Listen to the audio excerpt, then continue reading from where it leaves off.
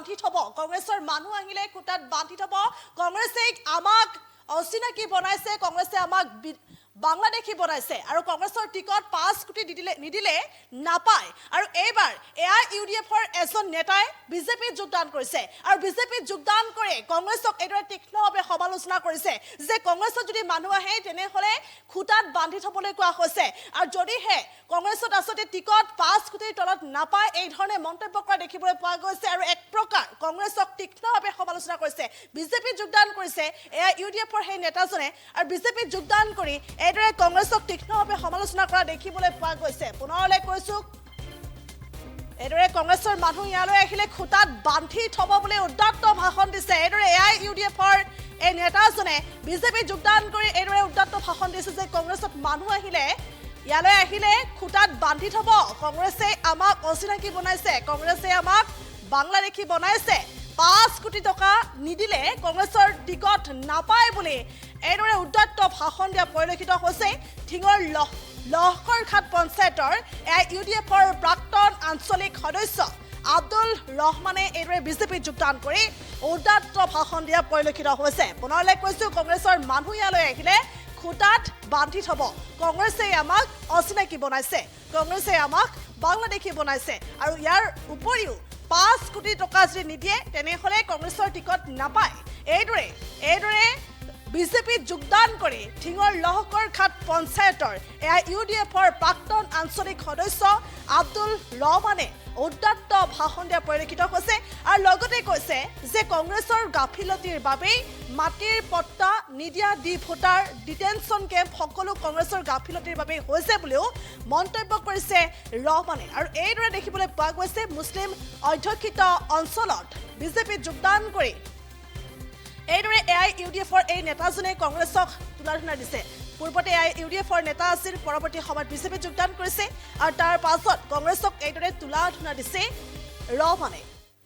আব্দুল ৰহমানে এইদৰে উদ্দাত্ত ভাষণ দিয়া পৰিলক্ষিত হৈছে আৰু ইমানেই নহয় কংগ্ৰেছৰ গৌৰৱ গগৈ ৰকিবুল হুছেইনৰ পৰা আৰম্ভ কৰি প্ৰদ্যুৎ বৰদলৈ বিধায়ক আমিনুল ইছলামৰ পৰা বদৰুদ্দিন আজমল আৰু লগতে ৰাইজৰ দলৰ নেতা অখিল গগৈকো এইদৰে আসতে কটাক্ষ কৰিছে তীব্ৰ সমালোচনা কৰা দেখিবলৈ পোৱা গৈছে আৰু এইদৰে বিজেপি যোগদান কৰি এই ধৰণে মন্তব্য কৰা দেখিবলৈ পোৱা গৈছে যদি চৰ চাপৰি অঞ্চলত চৰ চাপৰিত যদি কংগ্ৰেছৰ কোনো লোক আহে তেনেহলে বান্ধি থবলৈ এটা নিৰ্দেশ দিছে আব্দুল ৰহমানে বান্ধি থব লাগে যে কোনো মানুহ আহিলে ইয়াত বান্ধি থব বুলি কৈছে কিন্তু সেইসকল মানুহে আমাক অচিনাকি বনাইছে কংগ্ৰেছে আমাক বাংলাদেশী বনাইছে আৰু যেতিয়া কংগ্ৰেছ চৰ চাপৰিত আহে সেই মানুহক বা সেই কংগ্ৰেছে বান্ধি থব আৰু মই সুধিম ইয়াত কিয় আহিছ ভোট কিয় লাগে তহঁতক এই ধৰণে সুধিম এইদৰে উদ্দাত্ত ভাষণ দিয়া পৰিলক্ষিত হৈছে এই মুহূৰ্তত কিছু মন্তব্য আছে সেই মন্তব্য আগবঢ়াই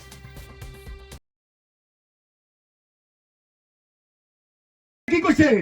ছাত্ৰৰ নামে এর নাম নাকি আছিল রেজাউল করিম চৌধুরী কৈছে অচিনাকি হিমন্ত বিশ্ব শর্মা কোয়াত কি তাগর আছে রেজাউল করিম রে কংগ্রেস আছিল না আমরা এমপি আছিল না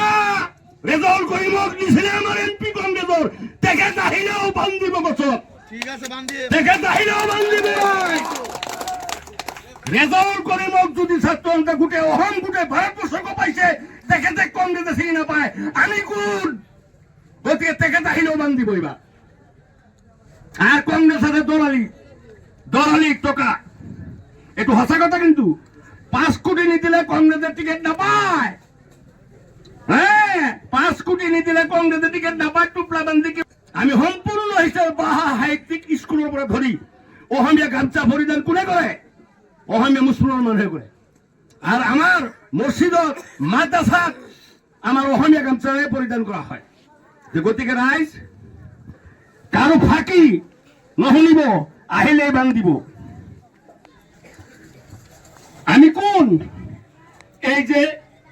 আমরা যে রকিবুল লাগি জুতা স্যান্ডেলটা মাইরা ধরাইছে গম পাই আছে